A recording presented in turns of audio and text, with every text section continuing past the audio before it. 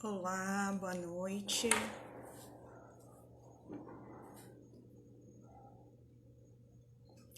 Estamos aqui hoje para mais uma live. Algumas pessoas começaram a entrar. Oi, pessoal, boa noite. Oi, Aline. Paulo, Euro. Boa noite. Nós vamos ter hoje mais uma live. CRF convida. Estamos aguardando a nossa convidada entrar. Boa noite, Ezequiel. Fábio, boa noite. Como estão vocês? Bela, boa noite. Isabelle, obrigada por entrar. Como estão? Marcinha entrou, que é a nossa convidada de hoje.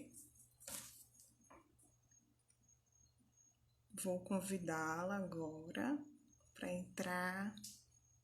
Tudo bom, Isa?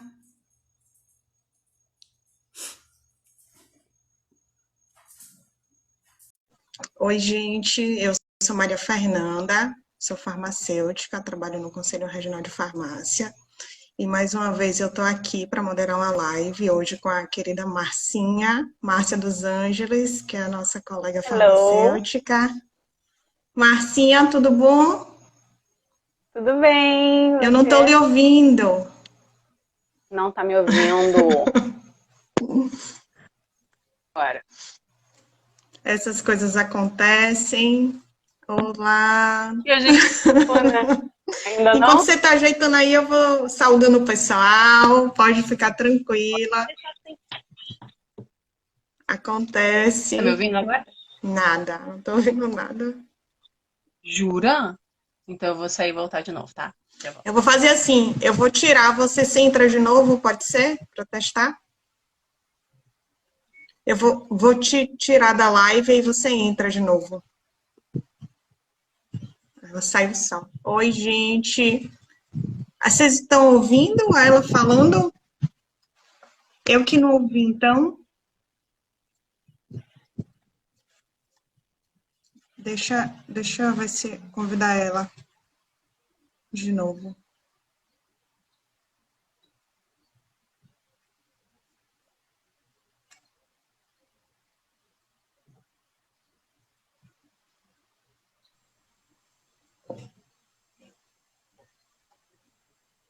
Tchim, tchim. Fala agora.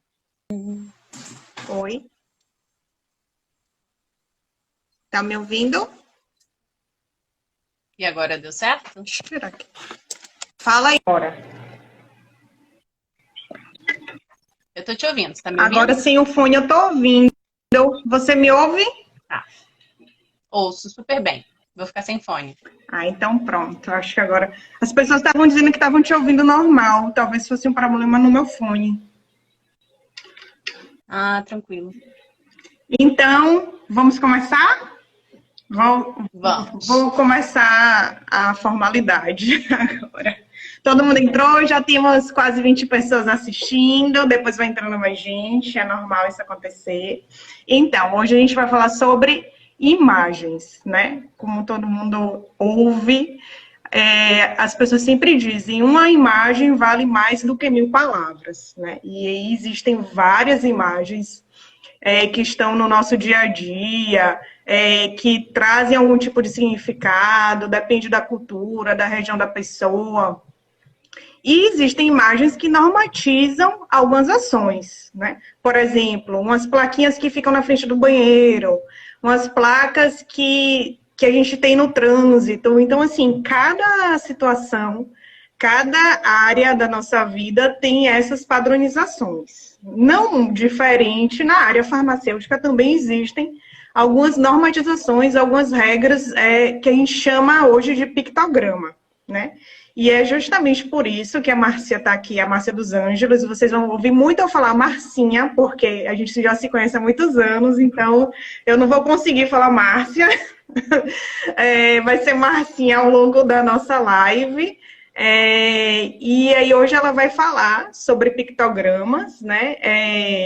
sobre o que é que essas imagens têm a ver com a área farmacêutica e como elas podem ajudar. Né? É sempre importante lembrar também que já existem normatizações para a utilização de pictogramas, né? Inclusive o Conselho Federal de Farmácia, através de um documento, né, elaborado por um grupo de farmacêuticos, o nome é Arcabouço Conceitual dos Serviços Farmacêuticos Ligados a Pacientes, o nome é um pouquinho grande, ele foi publicado pelo CFF, e tem um tópico que é Educação em Saúde, que cita justamente o uso, né, dessas imagens como estratégias educativas. Por isso, hoje, a Márcia dos Angeles, que é nossa colega farmacêutica, ela está aqui para falar com a gente, né? Ela é farmacêutica e docente com atuação em farmácia clínica e gestão de projetos, trabalha na formação de profissionais para o exercício do cuidado farmacêutico no setor público e privado. Desde 2009, é membro do Grupo de Pesquisa e Desenvolvimento em Atenção Farmacêutica da Universidade Federal do Rio Grande do Sul e desempenha ações voltadas ao cuidado e educação farmacêutica. Abraça oportunidades que permitam desenvolver tanto competências relacionais quanto técnicas, principalmente na área da comunicação. Tem o propósito de contribuir com o cuidado em saúde de pessoas em cenários diversos, inclusive por isso ela está aqui hoje, né? Então, assim, já agradeço antecipadamente, né, o seu aceite por estar aqui hoje conversando um pouquinho com a gente. E eu passo a palavra para você falar um pouquinho sobre você, antes da gente entrar exatamente no tema. Você falou, né, Mafê, que vai me chamar de Marcinha e eu vou te chamar de Mafê. Não tem problema. Não sei se o pessoal está habituado a te chamar de Mafê, mas é assim que eu só sei te chamar, né? Bem, primeiro, muito obrigada ao Conselho Regional de Farmácia da Bahia, né, pela escolha do tema e pelo convite. Eu agradeço muito pela Maria Fernanda, então a Mafê ter me feito esse convite, né, colaborar com um pouco do que a gente vem estudando e vem trabalhando, né, na área do cuidado farmacêutico, na elaboração e desenvolvimento de intervenções para o cuidado, né. Então, para falar um pouquinho sobre mim, eu sou farmacêutica formada no Rio de Janeiro, na UFRJ, né, eu sou paraibana, aí eu não tenho sotaque paraibano tanto assim quanto eu poderia ter, porque foi por muito pouco tempo, né, que eu vivi na Paraíba e depois eu fui criada no Rio de Janeiro.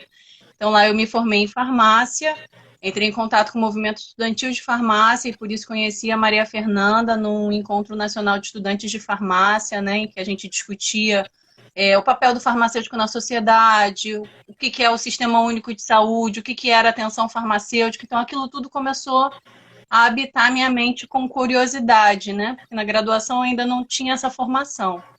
E aí, terminando a graduação, eu comecei a trabalhar numa drogaria de uma grande rede no Rio de Janeiro, né?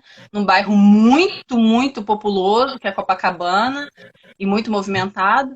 E também fiz uma especialização em homeopatia, que tinha uma disciplina em atenção farmacêutica. Então, fui juntando a experiência mesmo de trabalho, né, do balcão, com já alguns princípios de atenção farmacêutica para entender que o que eu queria mesmo era estudar mais sobre como é que eu podia traduzir os nossos conhecimentos técnicos, né? Tudo isso que é tão importante que a gente aprende na faculdade, que a gente vê sentido para as coisas, como é que elas funcionam, a gente se preocupa, né, com os efeitos, com as reações adversas, com o uso inadequado de medicamentos, como é que eu traduziria tanto essas preocupações quanto esses conhecimentos para a população, né? Porque na drogaria a gente vê que as pessoas têm dúvidas muito bem elaboradas, elas têm questões, elas têm dúvidas, elas têm necessidades.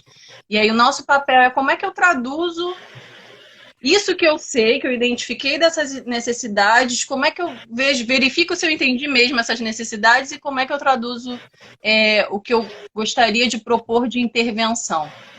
Então isso daí me motivou a vir para o Rio Grande do Sul em 2009. Comecei a fazer o mestrado, então, como a Mafê colocou, no grupo de pesquisa e desenvolvimento em atenção farmacêutica, que é o GPDAF, coordenado na época pelo professor Mauro Castro, né, o papai Smurf da atenção farmacêutica, um dos pais da atenção farmacêutica no Brasil. E daí é isso. Minha experiência ela vem bem da prática do acompanhamento de pacientes que tratam hipertensão de difícil controle aqui no Hospital de Clínicas de Porto Alegre. Então, desde 2011 eu integro essa equipe, né, de farmacêuticos que faz o acompanhamento farmacoterapêutico, e a gente utiliza bastante recursos visuais para poder nos comunicar e intervir também, né, com os pacientes. Então, acho que o que a gente vai conversar aqui é um pouco dessa, a troca dos estudos e da experiência, né, do acompanhamento desses pacientes. Com certeza. Obrigada. Porque, na verdade, a gente tem que unir, né? Tanto os estudos, não tem como dissociar com a prática, né? E as pessoas que não estão na prática ou estão, né, somente na área da pesquisa ou estão somente na área da prática, precisam se conversar se não conseguem fazer as duas coisas juntas. Eu acredito que é essencial, né? Porque às vezes tem de fazer o que o outro está fazendo, então por que não, né, colaborar? E aí, né, eu já até trouxe aqui o termo pictograma, as pessoas viram no título a palavra pictograma, né? E aí a primeira grande pergunta, né, para iniciar a nossa live, depois de você ter se apresentado, a pergunta é, afinal, o que são pictogramas, né? Quais são os tipos que existem? Você que é especialista na área, nos diga, né? Acho que tem muita gente curiosa, algumas pessoas com certeza já procuraram, né, a informação para ver. Mas e o que você tem a nos dizer sobre pictogramas? Então, pictogramas, às vezes, pode parecer uma palavra esquisita, né? Mas ela é bastante utilizada na nossa prática, tá? Nas farmácias comunitárias. Pictogramas é a utilização de recursos visuais, como símbolos de indicação, sinalização, para orientar tanto o entendimento de um conceito, quanto a orientação para o uso ou para a execução de alguma atividade, alguma tarefa. Você citou ali os sinais de trânsito, né? A sinalização de trânsito, na verdade.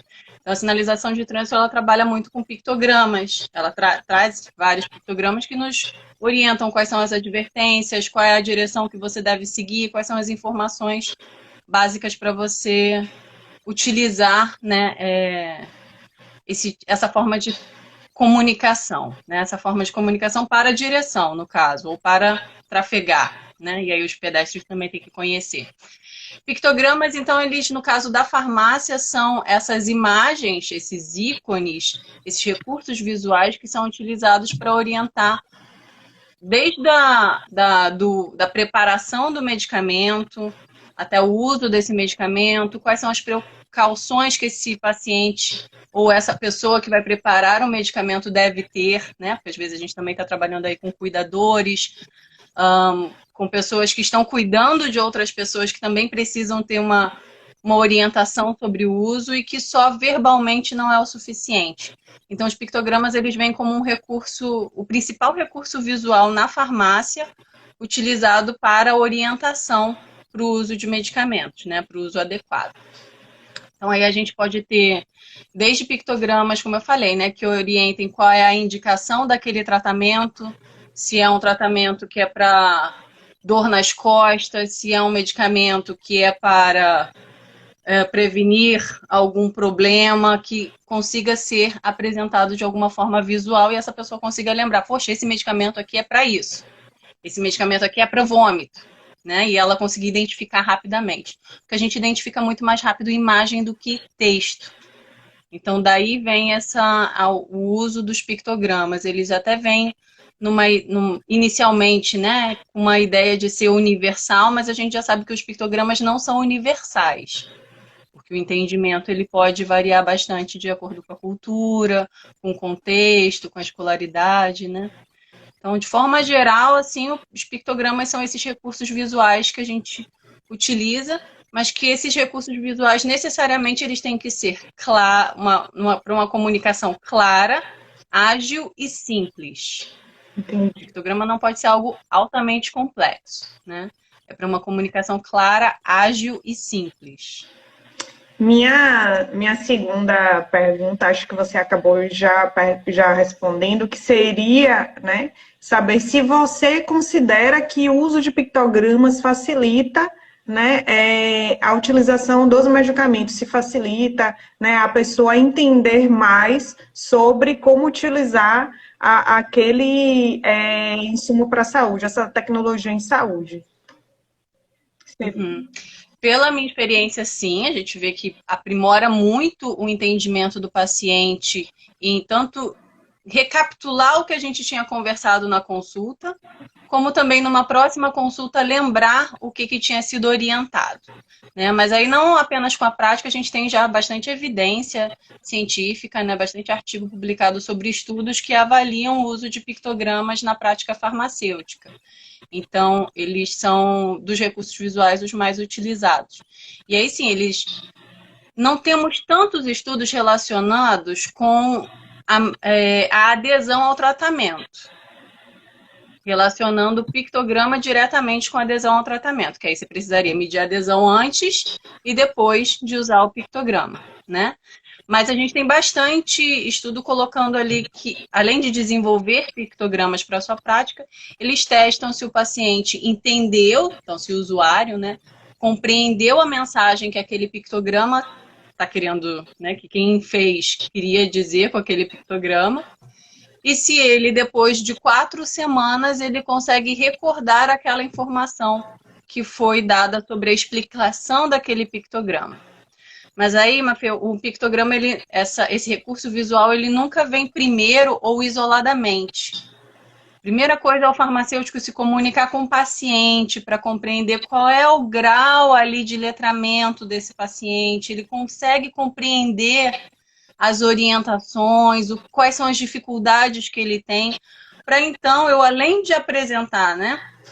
Aliás, eu elaborar melhor as minhas intervenções com foco naquela pessoa que tem aquelas características, eu também possa usar realmente esse pictograma como uma ferramenta de comunicação, que ela consiga, né, que ela realmente promova alguma melhora aí significativa na aquisição daquele conhecimento que está relacionado ao pictograma. Não por exemplo, não basta eu, como farmacêutica, estar numa farmácia, por exemplo, e aí tem lá, por exemplo, um alendronato para eu poder dispensar. E o alendronato tem que ser utilizado pela manhã, em jejum, tem uma série de orientações para que a pessoa possa utilizar da melhor forma possível. Não basta eu pegar um adesivo ou imprimir um papel e colar sem eu ter exatamente um contato, porque não necessariamente a pessoa vai entender o que está ali naquela imagem, não é isso? Exato. O caminho nunca é o farmacêutico fornecendo. É primeiro o farmacêutico captando quais são as necessidades, captando qual é o entendimento desse paciente sobre o que é manhã, sobre o que está relacionado à refeição, sobre os hábitos dele, para então a gente poder oferecer, né, algumas opções e verificar o que esse paciente entende disso. Se é um paciente que tem que tomar alendronato e aí a gente decidiu que ele vai tomar, é um homem, 60 anos, a gente decidiu junto com ele, né, uma decisão compartilhada, então, que ele vai tomar nos domingos, tem que tomar só uma vez por semana. Então, para ele, eu quero me lembrar que domingo eu vou ao Maracanã. Então, para ele, se colar um ícone do Maracanã, ele lembraria que é domingo que ele toma aquele medicamento. Mas para um outro paciente que é daqui, no Rio Grande do Sul, talvez esse ícone não faça sentido algum. Então, para um paciente, por mais que não seja um pictograma validado para a farmácia, né, o Maracanã, mas esse ícone ele poderia ter um significado para esse paciente de que é domingo que para qualquer outro não teria. Então, mesma coisa quando a gente faz a gente usa muito o de usar o de manhã, Isso, se vai ser o galo, eu ia falar isso. Se vai ter a xícara de café, né? Por exemplo, eu tomo café o dia todo. Acordo, tomo café, aí dá 9 horas eu tô tomando outro café. E assim, o meu dia, ele vai. Se por acaso eu fosse um paciente, né, e que alguém me orientasse, botasse lá o pictograma da xícara de café, eu ia entender que quer dizer, né, se não fosse acordado comigo, se não fosse conversado comigo anteriormente, eu iria entender que aquele medicamento eu teria que tomar todas as vezes que eu fosse utilizar o café. não é verdade? Então, assim, para cada pessoa, o símbolo ele pode funcionar de uma forma diferente, né? Inclusive, o que usa muito também é o símbolozinho do sol, né?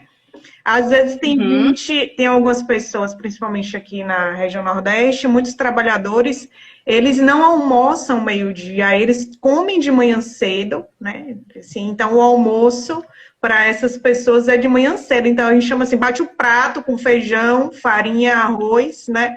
E aí, às vezes, o almoço não é exatamente ali ao meio-dia, ele acaba sendo um pouco antes. Então, existem, de acordo com as regiões, muitas diferenças, né? E aí, cada símbolo ele pode funcionar de uma forma diferente. Exato, exato. E aí, às vezes, a gente coloca, vou colocar o sol, e aí o paciente pode entender que é só quando estiver sol, e se estiver nublado, ele não vai. Então, e aí, às vezes, até a gente fala, poxa, mas não é tão óbvio que o sol significa manhã? Não. Uma coisa que eu aprendi aqui foi o óbvio tem que ser dito. E o óbvio que é para mim pode não ser para você, e ainda assim ele muda, né?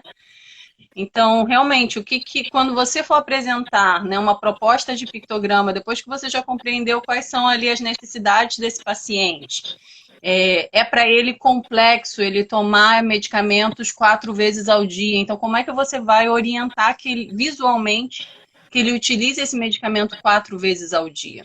Porque às vezes vem na prescrição tomar esse medicamento, um comprimido a cada 6 horas. Tem paciente que entende que é tomar 6 horas da manhã, 6 horas da noite.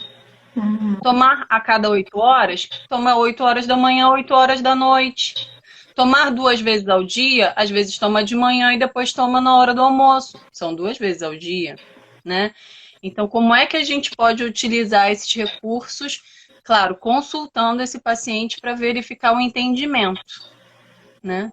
Para toda a nossa comunicação, ela tem que passar por isso, do compreender com quem que eu estou me comunicando, quem é essa pessoa, quais são as necessidades dessa pessoa, para então propor essas intervenções e no final desse processo, né, de apresentar esse pictograma, apresentar a orientação, verificar o entendimento desse paciente, que eu acho que isso daí a gente falha muito ao longo da nossa prática, assim, eu já percebi, eu acho que ele entendeu direitinho? Entendi.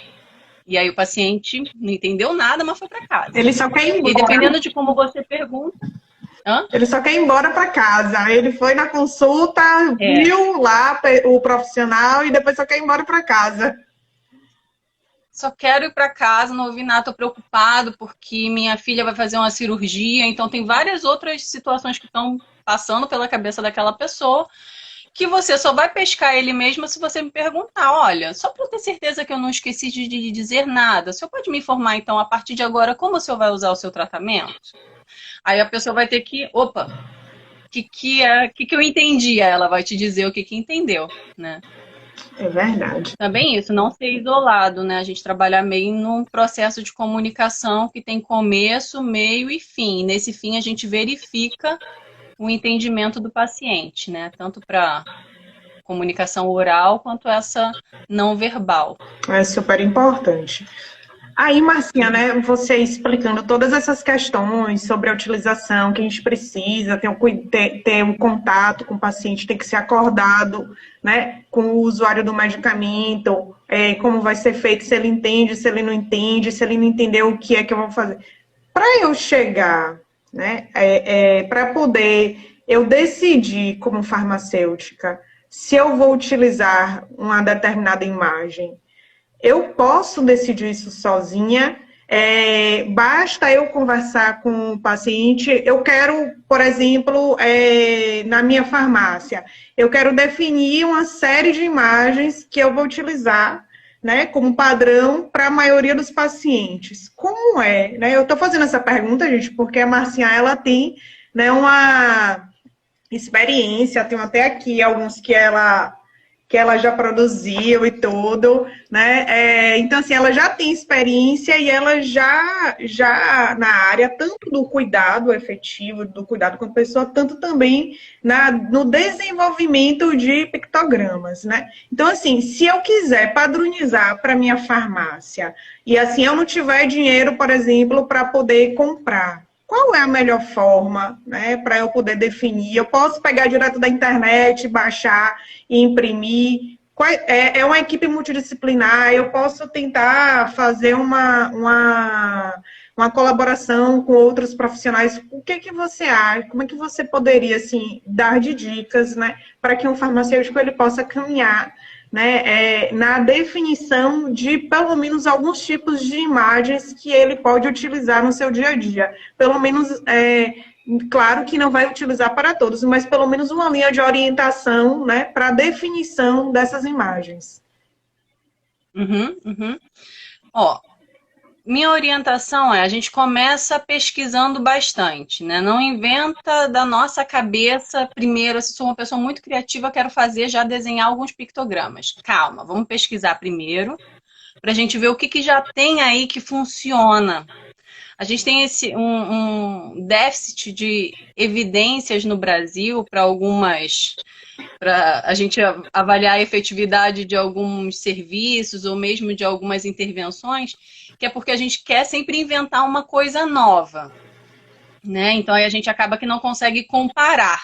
Então, como você falou de padronização, se eu quiser padronizar os pictogramas que eu vou utilizar no meu serviço, eu buscaria então o que existe já padronizado, né? Então a gente tem a farmacopeia dos Estados Unidos, né? A United States Pharmacopeia, que em 1987 desenvolveu os primeiros pictogramas para farmácia. E aí, em 97 eles atualizaram. Hoje eles têm 81 pictogramas que orientam sobre indicação, sobre precauções, sobre como tomar, quanto tomar, né? E aí eu até imprimi uns aqui que eu não sei se vai dar para ver direitinho. Mas tem uns aqui. Peraí que eu já vou botar. Que é...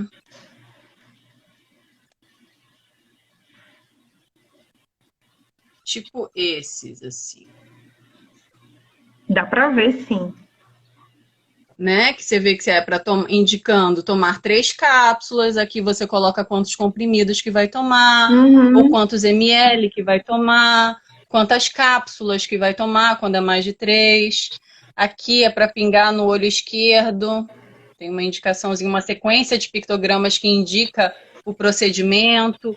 Aqui, um medicamento inalatório, então quando a gente tem o caso de cápsulas, né, o Forazec, por exemplo, que é um medicamento que é utilizado para o tratamento da asma ou para a DPOC, que ele vem em cápsula, mas ele é inalatório. Tem paciente que engole aquelas cápsulas. Se não bem orientado, né, o paciente engole e não sabe que era para ter sido utilizado por via inalatória, ou mesmo por via vaginal, via retal, né? A gente tem relatos de pacientes que, por não receberem a orientação, ou mesmo não compreenderem a orientação, ingerem o supositório e não utilizam adequadamente, né? Então a gente tem aí uma diversidade de compreensão sobre o uso, mas a gente já tem uma diversidade de pictogramas já elaborados, tá? E padronizados. Esse daqui é da farmacopeia americana. A gente tem os pictogramas da FIP, né? Que é a Federação Internacional de Farmacêuticos, que também desenvolveu uma série de pictogramas que você pode baixar no site deles, da FIP Pictogram. Você consegue baixar um programinha que você instala, se você quer os pictogramas para a América Latina, se você quer os pictogramas genéricos, que aí ele tem também uma série de pictogramas que particularmente eu acho parecem mais bonitinhos. Aqui são orientações que são as precauções, né? Evitar ingerir com álcool, não dirigir. E aqui as indicações dos medicamentos também. Então, para dor nas costas, para tosse. Também pode ser como indicação ou como reação, ou como possíveis efeitos colaterais. Aqui, esse daqui é da USP, tá? Que é, USP, eu digo, é a farmacopeia americana. Então, você tem aqui os pratinhos antes de tomar o medicamento, né? Então, ingerir o medicamento depois da refeição. Aí, foram feitos estudos no Brasil também para avaliar a compreensão desses pictogramas que são padronizados internacionalmente. Alguns desses não são tão bem tão compreendidos pela nossa população. Então, tem população do Sul, tem estudos que trazem da população do Sul, da população do Nordeste. Então, para a gente, até já teve no da FIP, tem uma alteração nesses pratinhos, que o pratinho tem comida. Não vem um prato vazio. Porque para a gente, o prato vazio não significa refeição. Pode significar o depois da refeição ou antes da refeição, mas não propriamente dita a comida. Sim. Né?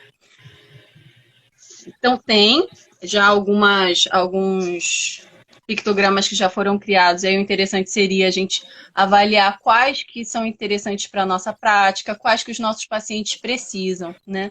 E aí existem padronizações também. Então, tanto a padronização americana, ela compreende que para um pictograma ser validado, ele tem que ter sido compreendido por pelo menos 85% dos usuários. A sociedade americana,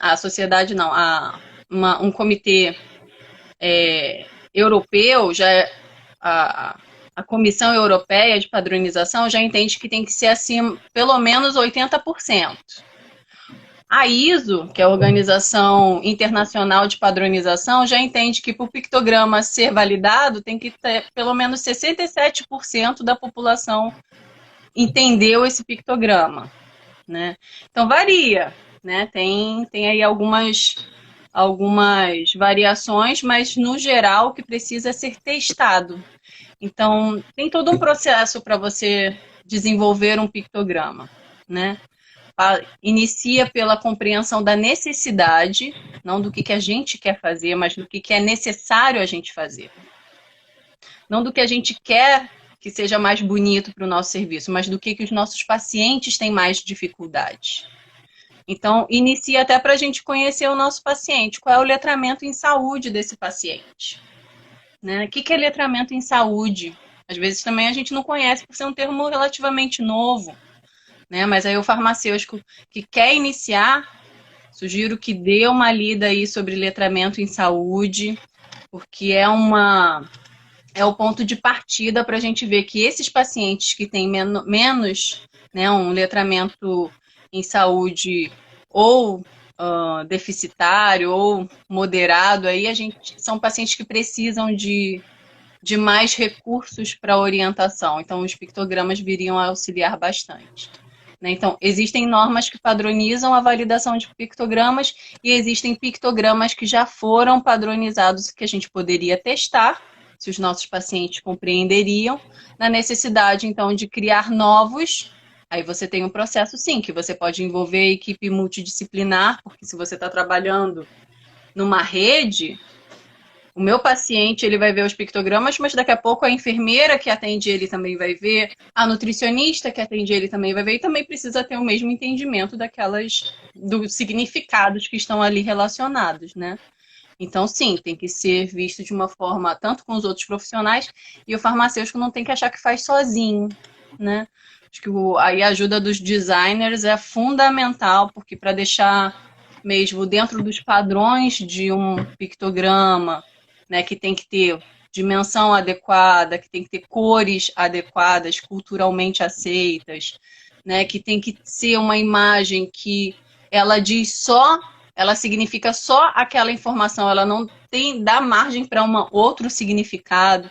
Então, tudo isso eu tenho que fazer testando com os meus pacientes. Né? Com os meus pacientes, não digo com os meus pacientes, mas eu posso escolher um grupo, né, que aí sim, se eu quiser fazer como um projeto de pesquisa, a gente pode fazer aí pelo menos uns 50 usuários que possam testar esses pictogramas e aí você implantar no seu serviço.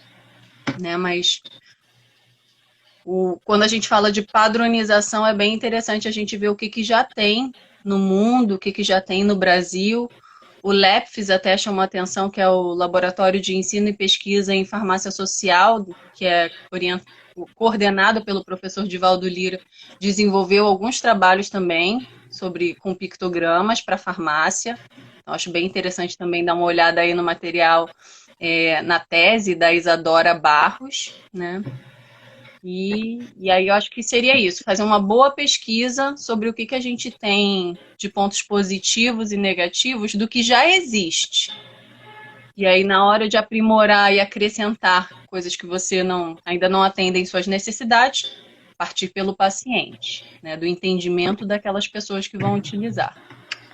Eu considero essencial essas orientações, porque às vezes nós estamos nos serviços e, como você falou anteriormente, vou aqui trazer uma coisa nova para o meu serviço, mas eu não procurei bem, não vi se já existe alguma coisa disponível, né? E por que não usar o que já foi testado, o que talvez não tenha nem sido testado, e por que não vamos testar, né, nos pacientes que estão ali, né, próximos, e verificar se realmente eles vão ser efetivos, né, para a população que eu estou atendendo.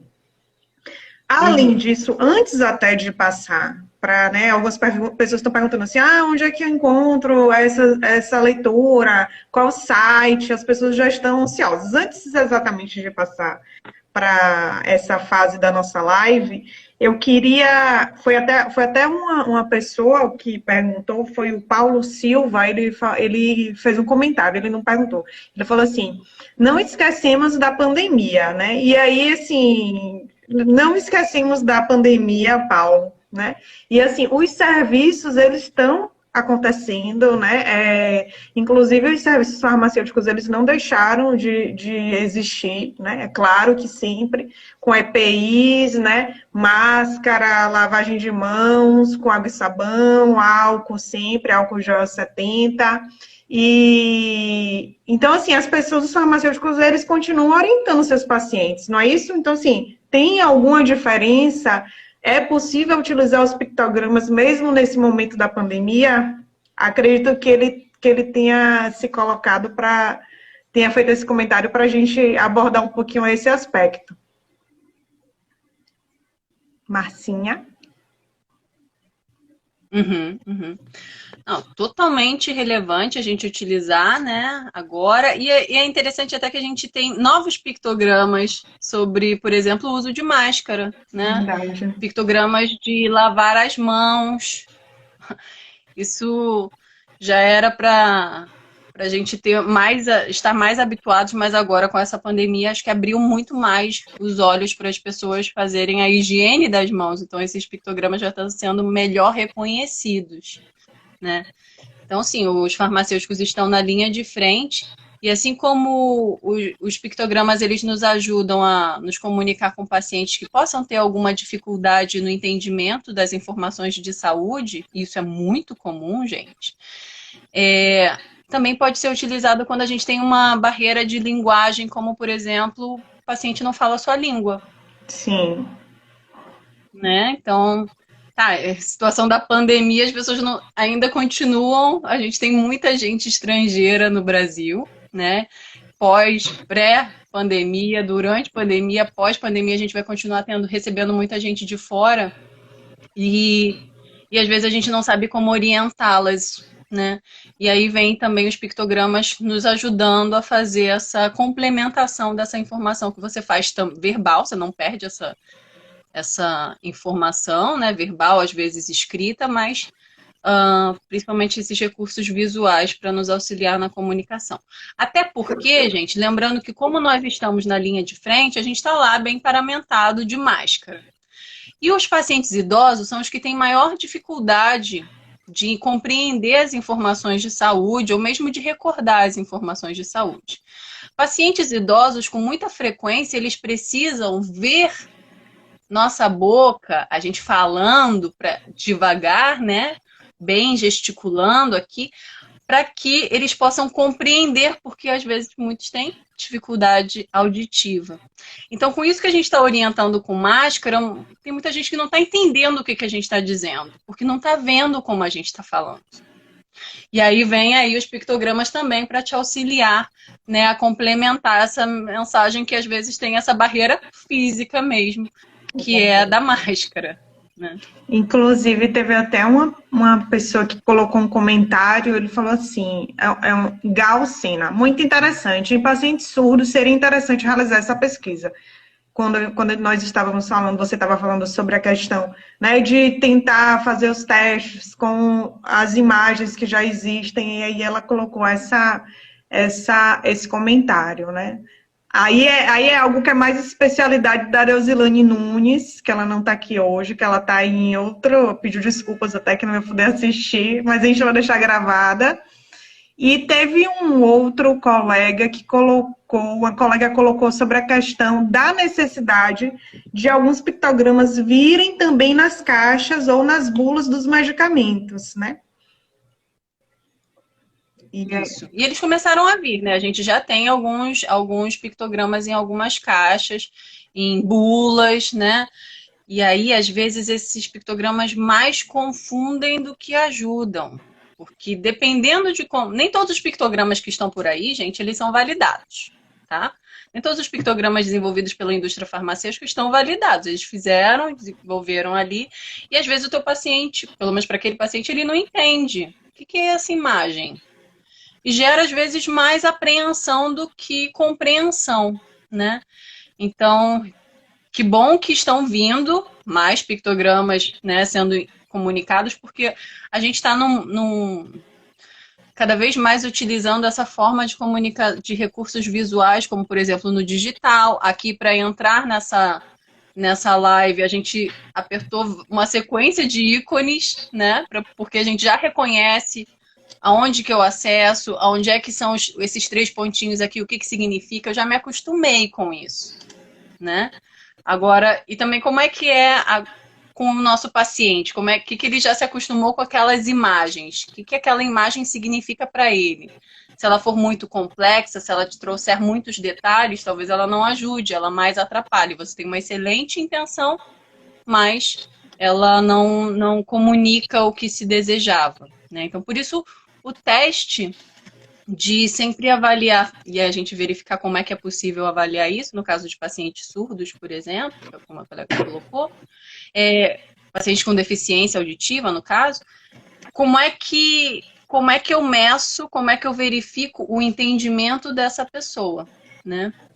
Então, assim, tem como a gente avaliar, a pessoa diz o que ela viu, né? Ela escreve o que ela viu, ou ela relata o que ela faria se ela visse aquilo, né? Dependendo de como é que é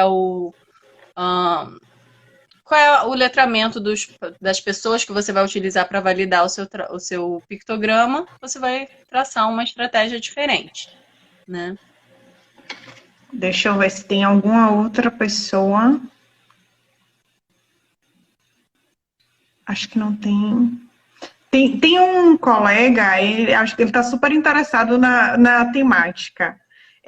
Paulo Silva, ele novamente coloca, e quando o paciente ele utiliza vários medicamentos, é muito complicado. Existe alguma estratégia de quando o paciente ele utiliza tantos outros medicamentos e essa abordagem com o uso de pictograma, ela acaba facilitando, acaba interferindo? Você já atendeu algum paciente desse jeito?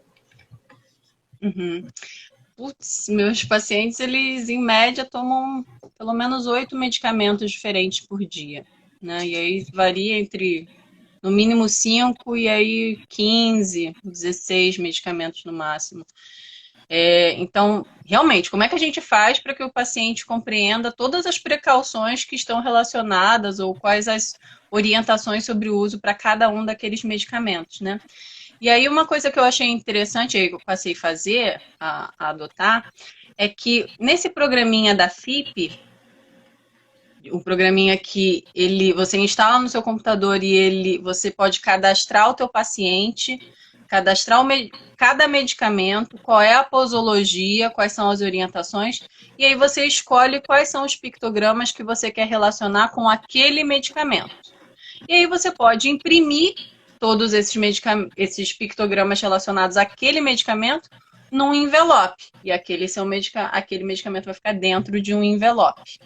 Então, organizar esses medicamentos por envelopes que estariam identificados com esses pictogramas. Essa é uma forma quando o paciente utiliza muitos e a gente quer fornecer as informações específicas para cada um, né? tem tem um perfil profissional que envolva treinamento. Ela pergunta assim, programa PIC, PIC, assim que se escreve, inclusive foi até essa pessoa que perguntou sobre a questão dos sites, quais são os sites. Mas, gente, não se preocupem que até o final da live a Marciela vai dar as dicas e caso não tenhamos tempo para isso, o nome dela é Carla, ela colocou, caso não tenhamos tempo para isso, colocaríamos na descrição, esse vídeo ele vai ficar salvo esqueci agora o nome no Instagram, ele vai ficar salvo, e aí na descrição a gente vai colocar quais são as fontes e as referências que a Marciana está dando. Todas, não se preocupem, nós vamos cobrar dela. E talvez até o link direto no Linktree do Conselho, tá? Do Instagram do Conselho. Não se preocupem. Então, até post sobre isso, as meninas da comunicação estão assistindo e talvez role até isso. Não se preocupem. É boa. Uhum. Bom, então, assim, a questão da pandemia, com a pandemia, os serviços, as orientações com os pictogramas, eles continuam, sem problema nenhum, com atenção para a abordagem da ausência, né? Inclusive, tem até algumas máscaras que as pessoas têm colocado, que ela é transparente, né? Para que não exista essa dificuldade, né, de comunicação entre as pessoas, né, mas eu ainda não vi, mas assim, existem algumas pessoas que estão usando, alguns profissionais da área da saúde também. A questão dos pacientes polimedicados, né, com diversos medicamentos sendo utilizados por eles. Olha, a Isabela está dizendo que a gente vai gerar conteúdo sim, pelo perfil do Instagram, então não se preocupem, né. A Marcinha, com certeza, ela vai fazer as orientações para eles serem divulgados da melhor forma possível, afinal ela é especialista no assunto, né. E, Marcinha, assim, nos conte, né, assim, quais são as dicas em geral para que não pode faltar para se o farmacêutico quiser implementar, né, esse tipo de ferramenta para fazer a orientação, o que não pode faltar de jeito nenhum? O farmacêutico, ele precisa procurar o quê, né, você está disponível para orientar, como é que é? Nos conte. Então, como falei, estou disponível para orientar sim, tá? Depois, já que no final deixo o meu e-mail também, para até se quiser direto alguma indicação de artigo, alguma revisão, a gente consegue ir trocando figurinhas, tá? Mas aí, para o farmacêutico começar, eu indico que a gente comece pela pesquisa, né? Trocar figurinhas com pessoas, com especialistas na área, super legal, mas a sua pesquisa, né, nas evidências, procurar no PubMed o que tem de publicação. Ah, mas eu não leio em inglês. Não tem problema. Você instala lá no Google Chrome uma extensão do tradutor, aquele tradutor vai traduzir a maioria dos artigos que tiverem livre no inglês técnico, então para um português técnico, que vai ser de fácil leitura, né? Então, pesquisar, né? Pesquisar, e a gente tem formas aí para pesquisar agora, ainda mais que a gente está super mais conectados, né? E aí, então, o que eu indico é dar uma pesquisada nesses pictogramas da USP, né? Que é a United States Pharmacopeia, então a farmacopeia americana. Pesquisar esse programa da FIP, que é o PictoRx, mas quando você colocar FIP, F-I-P, Pictogram, no Google, logo já vai aparecer o site da FIP, né, para você fazer um download. É o PictoRx. Aqui. Da FIP. E dá uma olhadinha nas publicações do LEPS, como eu tinha falado. Uma outra coisa que é interessante é pesquisar sobre letramento em saúde. Se colocar PictoRx, você vai encontrar já o download da FIP. Pesquisar sobre letramento em saúde. No ano passado, então, final de 2019, saiu uma publicação de um instrumento para avaliar o letramento em saúde em português para adultos. Então, tá fresquinho. Se acessar ali www.urgs, aí URGS tem que soletrar, UFRGS, que não é assim que se escreve, né? Que é a Universidade Federal do Rio Grande do Sul.br/TLS, que é o teste de letramento em saúde. Colocou no Google, teste de letramento em saúde português Brasil, vai aparecer essa publicação, que é livre também para a gente acessar. E aí, então, nesse site da URGS, você consegue baixar os formulários para fazer a avaliação dos seus pacientes, para verificar como é que eles entendem essas informações em saúde, para eu saber quais são as dificuldades que eles têm, para então eu ter um ponto de partida de quais são essas intervenções que eu quero propor, né? Então, por exemplo, aí começa lá com um exemplo, tomar o ibuprofeno, 300 miligramas, tomar um comprimido a cada 6 horas, como eu tinha falado antes. E aí, no teste, pergunta, se você começa a tomar um medicamento, então, às 6 horas da manhã, que horas é a próxima dose? O paciente acerta ou erra, isso vai gerando uma pontuação para que a gente possa avaliar qual é o grau de letramento desse paciente, né? Letramento em saúde. E aí a gente dos meus pacientes, será que a maioria tem dificuldade, ou uma minoria de dificuldade que elas têm para, então, a gente tratar direto com o problema, né? Então, assim, para iniciar o desenvolvimento, é essa a minha sugestão, começar a pesquisar, ver o que já tem padronizado, avaliar o seu público, né? Avaliar em relação ao letramento em saúde, então avaliar o seu público, e aí trabalhar com outras pessoas também, né? Não trabalhar sozinho. Então, se o farmacêutico tiver a parceria de alguém que é do design gráfico, que ajude, né? Se você quer elaborar novos pictogramas, aprimorar para a tua realidade, para que esses profissionais também nos ajudem a deixar, né, aquela imagem mais adequada, né? E também propor várias imagens. Porque quando a gente está no desenvolvimento de pictogramas, a gente não desenvolve só um e vamos ver se essa deu ou não deu. A gente tem que desenvolver algumas, porque os meus pacientes podem ter compreensões diversas, né? Então, a ideia seria essa, pesquisar antes de fazer e ouvir o teu paciente, escutar, né, de verdade e buscar quais são as necessidades, para então a gente conseguir elaborar aí essas estratégias e aí depois você medir, deu certo, não deu certo, né, para que o farmacêutico veja o valor do seu trabalho, aquilo que eu desenvolvi está sendo compreendido, está tendo algum efeito na adesão, como é tema também. Como é que eu faço para medir a adesão ao tratamento, né? Para poder avaliar se esse pictograma, essa intervenção teve algum efeito positivo na adesão ao tratamento. Se a pessoa Mas assim, mantém sempre ou não lembrando. mantém, na verdade. Porque às vezes você está insistindo em alguma coisa, você vai, se prepara todo para poder utilizar determinado material.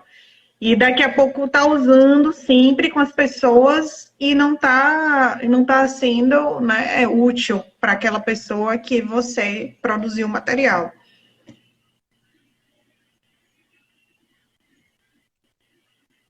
Marcinha? Uhum. E se a gente faz uma orientação que a pessoa já sabe, ela não dá mais atenção para a gente. A gente tem que primeiro identificar o que as pessoas não sabem para então intervir nisso. Aliás, primeiro seria identificar o que ela sabe, para nesse universo do que ela sabe, ver o que ela não sabe ou que ela tem dificuldades, para então eu buscar alguma intervenção para resolver essas necessidades, né? E essa falta, às vezes, né, de letramento, eu não sei nem se utiliza falta de letramento, né, porque nem todos nós temos os mesmos conhecimentos. Perdão, estamos em casa, acontece. E aí, o que acontece? Ela tem ódio de uma cachorrinha aqui, a vizinha aqui, e aí a cachorrinha passou, mas tudo bem, vamos lá. Ela parou. Me matei de vergonha. E aí, o que acontece? Nem todas as pessoas possuem... Meu Deus! Nem todas as pessoas possuem o mesmo nível de conhecimento. Na verdade, e algumas pessoas, inclusive, nem sabem escrever, não entendem exatamente, né? O que está escrito, a questão das regiões, né? Também tem essas diferenças de conhecimento, cada um tem uma prática diferente. Olha, a Isabela dando risada. E aí, até o fio da meada da minha mente Ficou assim meio... Mas assim, o que que acontece? Tem essas diferenças, né? Então, por isso é importante. Por isso você traz sempre esse conceito do letramento, da necessidade do letramento em saúde, para entender até onde a pessoa ela pode, né, realmente utilizar aquela orientação que eu dei da melhor forma possível. Uhum, uhum. Seria se é um letramento inadequado, limitado ou adequado. Aí tem testes, né, de letramento em saúde. Esse agora que foi esse teste de letramento em saúde traduzido para o português, que é da Carlo Maragno e colaboradores de 2019, é interessante que eles testaram numa população de Criciúma, e aí tem ali um resultado interessante de que 26,2% apresentaram o letramento inadequado, ou seja, bastante não entendiam, não compreendiam as orientações relacionadas à saúde, né? 19,2% tinham letramento limitado, ou seja, tinham alguma dificuldade. E 54,6% o letramento adequado. Então, se você vê, 46, 45% tem alguma necessidade. É muita gente. É Né? muita Então, assim, é importante pensar, além do letramento, ele aumenta, né, essa proporção de pessoas que precisam, essa abordagem do letramento, ela aumenta a nossa visão sobre as pessoas que precisam dessa intervenção. A gente não pode esquecer que o Brasil ainda tem muitos analfabetos mesmo, né, que ainda é uma população menor do que essas que têm baixo letramento, mas é muita gente. No censo de 2010 do IBGE, eram 18 milhões de brasileiros. Olha só. 18 milhões é muita gente, né? É muita Então, gente. assim, que não adianta você escrever que essas pessoas não vão compreender as suas orientações. Não adianta você colocar números e ainda não é o suficiente. Né? Então, a gente precisa conhecer esses recursos e, claro, com aquelas pessoas que já têm o letramento adequado, entende somente com as orientações da prescrição ou as orientações orais, né, verbais orais aqui que a gente dá na dispensação, se é o suficiente para elas, ok, talvez você não precise gastar tempo para explicar a mais algo que ela já sabe. Sim. Né? Então, por isso que esse reforço da gente pesquisar sobre letramento dos nossos pacientes, né? Marcinha, nosso tempo está acabando, né? E aí eu quero já iniciar nesse restinho de tempo que a gente falta, agradecendo, né, a sua disponibilidade em trazer tantas informações, né, super necessárias para a prática do farmacêutico, são essenciais. É do nosso dia a dia, tudo isso que você tem falado, né? É super importante nós desenvolvermos habilidades de comunicação, né? Seja por meio de imagens, seja por meio da facilitação, né, dessa nossa comunicação oral, que às vezes a gente é bastante técnico, né? Então, assim, agradeço demais, né, todo o seu conhecimento que você trouxe para cá. Outras pessoas vão poder ver, né, essa live, ela vai ficar gravada, e aí eu quero, né, agradecer em nome da diretoria do Conselho de Farmácia, né, dizer que essa live ela foi feita com muito carinho, né, e muito obrigada, né, por você estar aqui com a gente. Eu deixo esse tempinho para você, né, concluir todo o seu raciocínio, e em breve o Instagram ele vai dar tchau aqui para a gente, que ele tem um tempinho. Uhum. Tá, então eu quero agradecer a você, tá? E ao Conselho Regional de Farmácia da Bahia, que assim, eu sou fã de vocês, do trabalho que vocês desempenham na diversidade de ações para o uso racional de medicamentos, na inovação que vocês trazem. Então, parabéns e muito obrigada por poder fazer parte disso de alguma forma, né? Eu estou à disposição, quem quiser me mandar um e-mail é marcia.angeles@gmail.com, e aí a gente vai trocando figurinhas, tá? E aí eu posso passar aí as referências do que a gente conversou aqui hoje. @gmail.com, gmail.com. Marcia.angeles, com G, Arroba arroba gmail.com. gmail.com. E se as pessoas quiserem te procurar via Instagram, tem algum Instagram, é o pessoal, tem outro Instagram que elas podem lhe procurar? Por enquanto, eu tô com esse Instagram Marcia_Angeles, que esse é o meu pessoal, com poucas informações profissionais. Eu tenho um Instagram que é o Fala e Prof, FALAEPROF, né, no Instagram, que é para tratar com professores. Então, assim, a questão da educação, né, eu tenho trabalhado mais naquele Instagram. E o Facebook é Márcia dos Ângeles, vocês vão me encontrar também facilmente. Pronto, eu coloquei o e-mail. Eu acredito que a gente tenha respondido todas as questões. Tem um colega aqui que falou, volta. A gente traz a Márcia em outros momentos para falar sobre outras coisas. Infelizmente, o Instagram, ele dá esse tempo, são 60 minutos, né? Eu tenho aprendido ao longo do tempo a conseguir moderar as lives durante o tempo certo, porque senão as pessoas que entram depois, elas não conseguem ver tudo que foi dito. Então, o ideal é que a gente deixe tudo mesmo, né, contemplado nesse momento, para que as pessoas elas possam ir até o final e, inclusive, saber dos contatos do convidado, né? Então, assim, muito obrigada. E aí, a gente depois começa a abordagem, em outro momento, a gente convida a Márcia novamente para falar sobre outro tema, possivelmente sobre comunicação em saúde, porque ela é especialista na área. Então, Marcinha, muito obrigada. E até a próxima.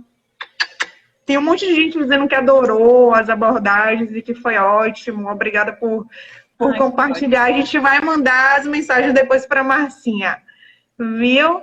Um beijo. Muito feliz. Muito obrigada para todo mundo, viu? Que participou. Estou à disposição e eu tô louca para voltar para Bahia, hein? Tô sonhando. Logo a gente vai estar junto.